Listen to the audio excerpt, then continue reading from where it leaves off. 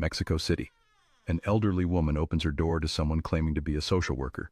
The visitor carries a clipboard, a stethoscope. She says she's there to help the woman qualify for government benefits. Minutes later, the apartment goes silent. Days later, the woman is found strangled in her own home. Over the next 4 years, this scene will repeat itself across one of the largest cities in the world. The killer will become known as La Mataviejitas, the old lady killer. And when police finally catch the murderer, the truth will shock the entire city. Because the killer wasn't a man. It was a mother of 4 and a former wrestler. Mexico City, January 25, 2006. A man returning to his boarding house noticed a woman rushing down the hallway.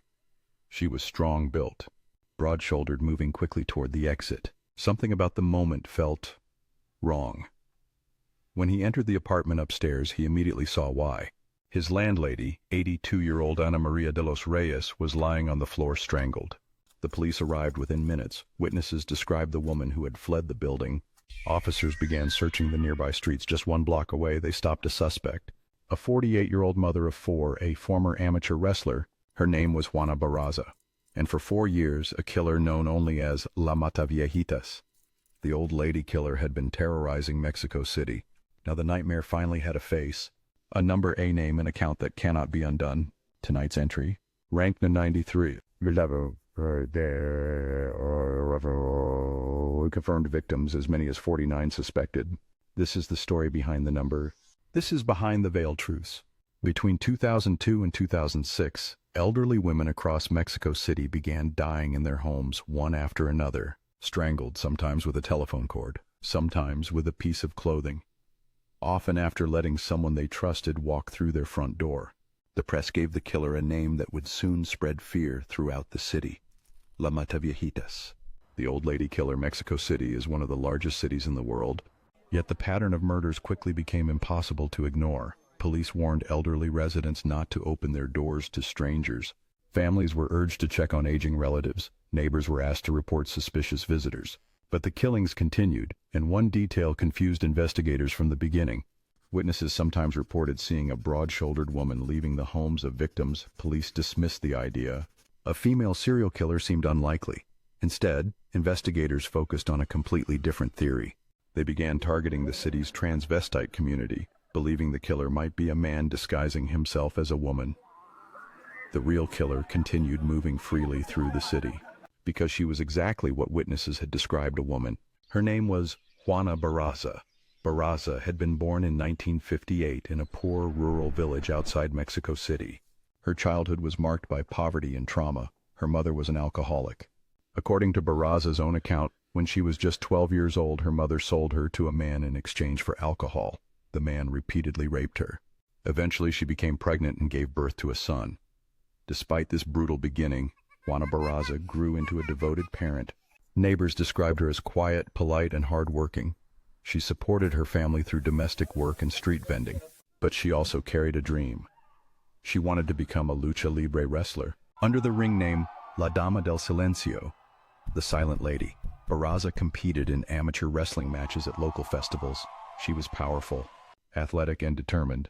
In 2002, when the Mataviejitas murders began, Barraza was still chasing that dream, living in a modest apartment in eastern Mexico City with her daughters. Her son had already died years earlier during a robbery. The first known victim was Maria de Los Angeles Repper, a 92-year-old woman found strangled in her home. At first, investigators believed robbery was the motive, but something didn't add up. The killings kept happening, and the victims shared one characteristic. They were all elderly women living alone. Barraza had developed a method. She approached victims with kindness. Sometimes she offered to help carry groceries. Other times she introduced herself as a social worker, offering assistance with government programs. She even carried props. A stethoscope, identification cards, official-looking forms. Once inside the home, the attack would come quickly. The same stethoscope meant to symbolize care was often used to strangle the victims. If you follow true crime stories like this, where ordinary appearances hide something much darker, consider subscribing to Behind the Veiled Truths so you don't miss the next case in our countdown. For 4 years, the murders continued. The city remained on edge. Then, in January 2006, the killing of Ana Maria de los Reyes finally exposed the killer. Witnesses saw the suspect leaving the building. Police caught her just blocks away. Juana Barraza was arrested. At her trial in 2008, prosecutors charged her with 11 murders. Fingerprint evidence linked her to multiple crime scenes. Barraza admitted to killing Ana Maria de los Reyes, but she denied the others. Psychiatrists later suggested that her crimes may have been fueled by deep anger toward her mother, whose abuse had shaped her childhood. But the full truth may never be known. On March 31, 2008, the court delivered its verdict. Juana Barraza was found guilty on all counts. She was sentenced to 759 years in prison.